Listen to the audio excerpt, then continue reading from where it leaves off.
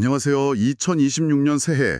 어쩌면 당신도 모르는 사이에 당신의 보험이 당신의 비밀을 먼저 알게 될지도 모릅니다. 네, 안녕하세요. 오늘 저희는 당신이 보내주신 10개의 최신 보험 기사들을 가지고 한번 이야기를 나눠보려고 하는데요.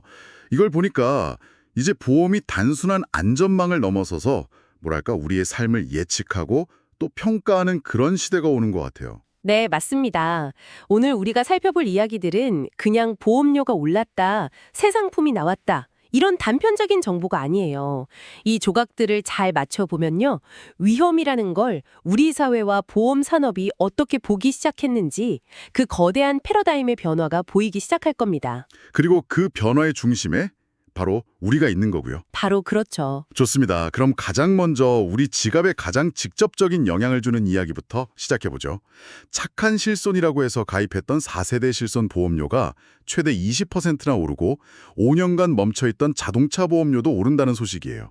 이건 그냥 손해율 높아져서 올리는 늘 있던 일 아닌가요? 오, 표면적으로는 그렇죠. 근데 그 속을 들여다보면 정말 흥미로운 변화가 숨어 있어요. 바로 차등제의 본격화 때문인데요. 차등제요? 네, 이건 단순히 보험료가 다 같이 오르는 게 아니에요. 보험의 기본 철학이 공동의 위험 분담에서 개인의 책임으로 넘어가는 아주 거대한 전환의 신호탄인 셈이죠. 개인의 책임이라. 그게 무슨 뜻이죠? 제가 아프고 싶어서 아픈 것도 아닌데 그 책임이 개인한테 돌아간다는 건가요? 정확히 그 지점이에요.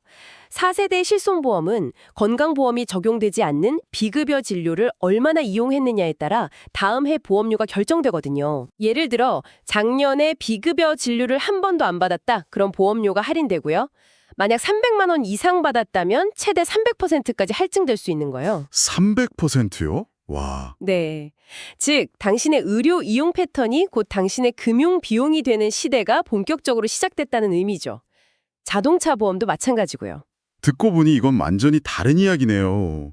예전에는 좀 건강한 사람들이 아픈 사람들을 도와주는 그런 연대의 개념이 있었다면 이제는 거의 각자 도생에 가까워지는 느낌인데요. 그럴 가능성이 아주 높습니다.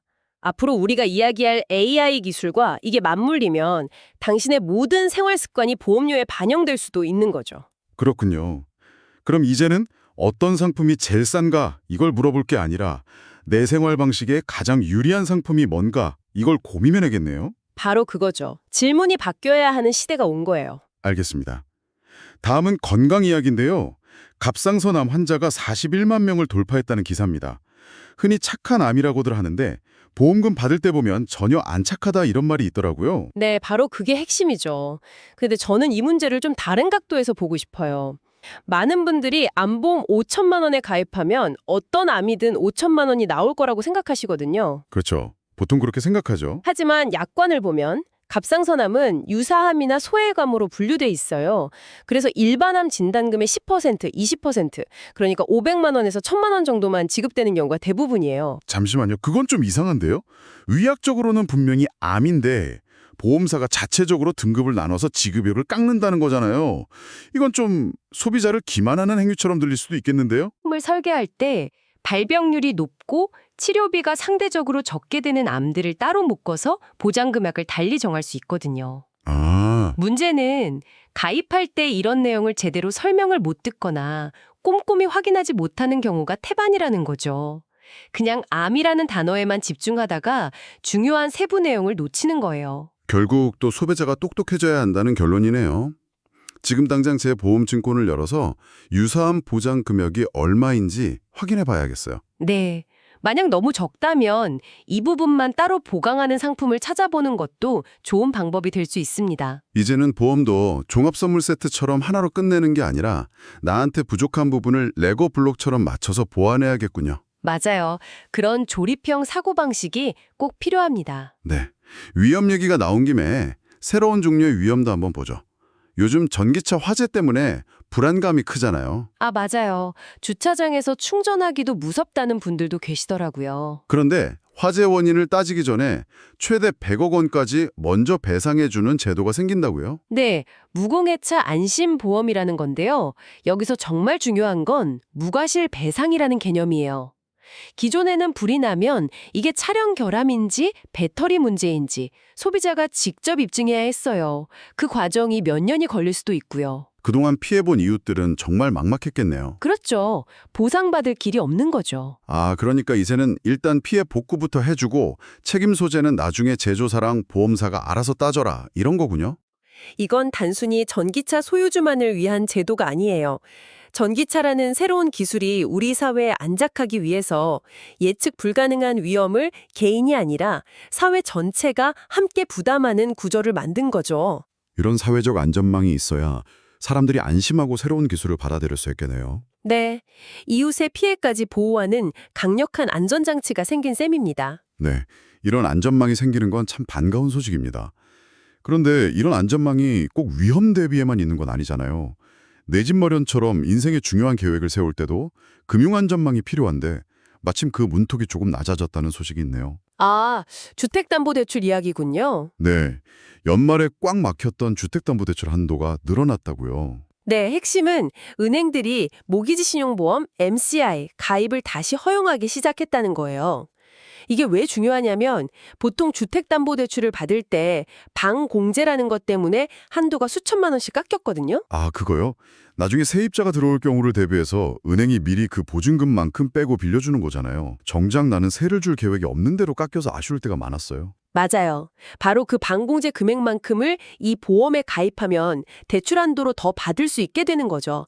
사실 이건 은행이 대출을 더 해주려고 문을 열었다기보다는 가계부채 관리 때문에 잠갔던 수도꼭지를 살짝 튼 것에 가까워요. 그래도 내 집 마련 마지막 문턱에서 자금이 몇 천만 원 부족했던 분들한테는 정말 단비 같은 소식이겠네요. 그렇죠. 실수요자들에게는 큰 도움이 될 겁니다. 다음은 투자의 현인 워런 버핏의 은퇴 소식입니다. 그의 은퇴가 우리 같은 평범한 사람들의 은퇴 준비에 어떤 의미가 있을까요? 그냥 전설의 퇴장, 이 정도로 보면 안 되는 건가요? 이 뉴스를 좀 더 큰 그림과 연결해 보면요. 이제 은퇴 준비의 패러다임이 완전히 바뀌었다는 걸 알 수 있어요. 과거에는 원금 손실 없이 안전하게 돈을 모으는 게 미덕이었다면 이제는 물가 상승률을 이길 수 있는 수익성이 핵심이 된 거죠. 아, 워렌 버핏처럼 꾸준히 시장 수익률을 넘어서는 투자의 중요성이 이제 개인의 노후 자금에도 똑같이 적용되는 시대가 온 거예요. 그래서인지 요즘 실적 배당형 퇴직연금이나 변액연금처럼 투자 성과에 따라 내 연금액이 달라지는 상품에 관심 갖는 분들이 많아졌어요. 한편으로는 불안하기도 해요. 투자는 항상 위험에 따르잖아요. 노후 자금을 투자에 맡겼다가 손실이라도 나면 어떡하죠? 좋은 질문이에요. 그래서 더더욱 장기적인 관점과 분산 투자가 중요해지는 거죠. 당장의 등락에 흔들리기보다 꾸준히 적립금을 쌓아가는 게 중요해요. 여기서 실용적인 팁을 하나 드리자면 이런 연금 상품에 추가 납입 기능을 꼭 활용하시라는 거예요. 추가 납입이요? 네, 기본 납입금 외에 여윳돈을 추가로 넣으면 사업비 같은 수수료를 훨씬 아끼면서 적립금을 눈덩이처럼 불릴 수 있는 아주 효과적인 방법입니다. 이제 제도와 정책을 좀 살펴볼까요? 사실 보험은 가입하는 것보다 보험금을 제대로 타는 게 더 중요하잖아요. 그렇죠. 병원 다녀와서 서류 떼고 앱으로 사진 찍어 보내고 이 과정이 정말 번거로웠는데 이게 아주 간편해졌다고요. 네, 보험개발원이 만든 실손24라는 간편 청구 시스템 덕분이죠. 그런데 저는 이 뉴스를 보면서 단순히 편리해졌다는 것 이상의 의미를 읽었어요. 어떤 의미죠? 앞으로 보험개발원이 이 시스템을 통해 쌓인 방대한 의료 보험 데이터를 활용해서 디지털 혁신을 가속화하겠다는 계획을 밝혔거든요. 데이터 활용이라 편리함 이면에 제 의료 기록이 어딘가에 계속 쌓이고 있다는 뜻이기도 하네요. 이거 나중에는 저한테 불리하게 작용할 수도 있는 거 아닌가요? 예를 들어 특정 병원을 자주 갔다는 기록 때문에 보험 가입이 거절된다거나. 바로 그게 우리가 주목해야 할 지점이에요.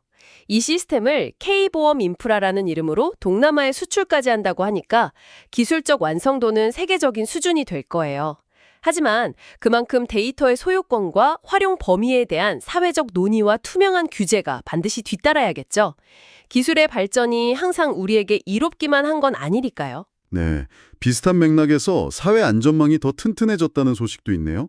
생계급여 기준이 올라서 4인 가구 기준 월 소득이 약 207만 원 이하면 지원을 받을 수 있게 됐다고요. 네, 이건 복지 기준이 되는 기준 중위소득이 역대 최대로 인상된 덕분이에요. 이 뉴스를 단순히 특정 계층만을 위한 이야기로 생각하면 안 돼요. 갑작스러운 실직이나 질병으로 소득이 끊겼을 때 당신과 당신의 가족을 지켜줄 최후의 보루가 얼마나 튼튼해졌는지를 보여주는 중요한 지표거든요. 그렇군요. 또 대구시에서 고령 운전자가 면허를 반납하면 추가 인센티브를 주는 것처럼 각 지자체별로 숨어있는 혜택들도 많으니까요. 내가 사는 지역의 정책을 꼼꼼히 챙겨보는 지혜가 필요합니다. 자, 이제 마지막 섹션입니다. 보험 산업의 미래를 엿볼 수 있는 업계의 속사정을 들여다보죠. 2026년부터 보험사들의 관심사가 많이 파는 것에서 잘 관리하는 것으로 바뀐다고 해요. 네, IFS 17이라는 새로운 회계 제도가 도입되면서 벌어진 일인데요. 이걸 쉽게 비유하자면 식당의 평가 방식이 바뀐 거라고 생각하시면 돼요. 식당의 평가 방식이요? 네, 예전엔 하루에 손님이 몇 명이나 왔는지가 중요했다면 이제는 손님 한 명이 얼마나 만족하고 다시 찾아오는 단골이 되는지가 더 중요해진 거죠. 말은 좋은데요. 그게 정말 소비자를 위한 변화일까요? 아니면 그냥 수익성 관리가 중요해지니까 민원 처리 같은 비용 관리에 더 신경 쓰겠다는 보험사의 속내를 그럴듯하게 포장한 말 아닐까요? 아하, 정확히 보셨어요. 둘 다 맞다고 할 수 있죠. 보험사 입장에서는 불안전 판매로 인한 민원이나 조기 해지로 발생하는 손실을 줄이는 게 무엇보다 중요해졌어요. 그렇죠. 그런데 그러려면 어떻게 해야 할까요? 결국 처음부터 고객에게 딱 맞는 상품을 제대로 설명하고 판매해서 오랫동안 만족함을 유지하게 만들어야 해요. 의도가 어찌됐든 결과적으로는 소비자에게 이로운 방향으로 움직일 수밖에 없는 구조가 된 거죠. 그렇군요. 업계의 체질 개선이 시작됐다는 신호로 봐도 되겠네요. 그리고 그 변화의 중심에 바로 AI, 인공지능이 있습니다. 보험 가입 심사가 3분 만에 끝나고 AI가 나에게 부족한 보장을 콕 집어 추천해주는 시대가 온다고 해요. 이건 단순히 업무가 빨라지는 차원의 이야기가 아니에요. 앞서 우리가 이야기했던 개인의 책임이라는 패러다임과 연결되는 아주 중요한 변곡점이죠. AI는 고객의 과거 의료 기록, 건강검진 결과, 심지어 생활 습관 데이터까지 분석해서 앞으로 발생할 질병을 예측하고 거기에 맞는 보험료를 제시하게 될 거예요. 편리하긴 하겠지만 한편으론 좀 무서운데요. 제 모든 개인정보를 AI가 샅샅이 들여다본다는 거잖아요. 당신은 5년 안에 당뇨병에 걸릴 확률이 78%니까 보험료를 2배 더 내세요. 뭐 이런 통보를 받을 수도 있는 거 아닌가요? 바로 그게 이 기술이 제기하는 가장 중요한 질문이에요. 기술적으로는 이미 가능한 영역이 들어서고 있어요. 이제는 이 기술을 어디까지 허용할 것인가에 대한 사회적 합의가 필요한 시점입니다. 당신의 보험 경험 전반이 완전히 달라지는 거대한 변화의 문턱에 우리가 서 있는 겁니다. 이 모든 변화의 흐름 속에서 마지막 뉴스가 의미심장하게 들리네요. 작년에만 55개의 독점 신상품이 쏟아져 나왔는데 올해부터는 이런 분위기가 확 바뀔 거라고요. 그렇습니다. 작년에는 그야말로 일단 내고 보자는 식의 신상품 경쟁이 치열했거든요. 그런데 금융당국이 신규 담보의 손해율은 90%를 넘지 않도록 관리하라는 강력한 규제를 도입했어요. 손해율 90% 규제. 쉽게 말해서 보험사가 보험료로 10,000원을 받으면 보험금으로는 9,000원 이상 나가지 않게 상품을 만들라는 뜻인가요? 맞아요. 보험사가 손해볼 게 뻔한 마케팅에만을 위한 미끼 상품은 이제 출시하기 어려워진다는 거죠. 아하. 이제 보험사들은 단기 실적 경쟁에서 벗어나서 실제로 소비자에게 꾸준한 혜택을 주면서 회사도 안정적인 수익을 낼 수 있는 정말 실속 있는 알짜배기 상품 개발에 집중할 수밖에 없게 된 거예요. 반짝하고 사라지는 상품이 아니라 오래가는 진짜 상품의 시대가 열리는 셈이네요. 네, 바로 그렇습니다. 오늘 정말 많은 이야기를 나눴네요. 정리해보면 보험료는 개인의 책임에 따라 달라지기 시작했고 갑상선암처럼 약관에 숨은 함정은 여전하지만 전기차 화재 같은 새로운 위험에 대한 보호는 강화되고 있고요. 네, 그리고 보험금 청구는 편리해지는 만큼 데이터에 대한 고민이 필요해졌고 이 모든 변화의 정점에는 AI가 우리를 기다리고 있죠. 결국 이 모든 변화가 의미하는 건 뭘까요? 오늘 논의를 통해 분명해진 건 이제 보험을 한 번 가입하고 잊어버리는 시대는 완전히 끝났다는 사실이에요. 변화의 파도는 계속해서 그리고 아주 빠르게 밀려올 겁니다. 그 속에서 당신의 자산관, 건강을 지키기 위한 현명한 선택을 하는 것은 결국 당신의 몫이 될 거고요. 네, 오늘 이 깊은 대화를 마무리하면서 당신이 한 번쯤 곱씹어 볼 만한 질문을 하나 던져드리고 싶습니다. 앞으로 AI가 당신의 건강 데이터, 소비 패턴, 운전 습관까지 전부 분석해서 개인별로 다른 보험료를 제시하는 시대가 온다고 상상해 보세요. 유전적으로 질병에 취약하거나 건강관리에 신경 쓸 여유가 없는 사람에게 더 높은 보험료를 부과하는 것. 과연 그것은 데이터를 기반으로 한 합리적인 차별일까요? 아니면 기술을 이용한 새로운 불평등일까요? 당신의 위험이 정확한 숫자로 계산되는 미래에 대해 한 번쯤 깊이 생각해 보실 필요가 있습니다.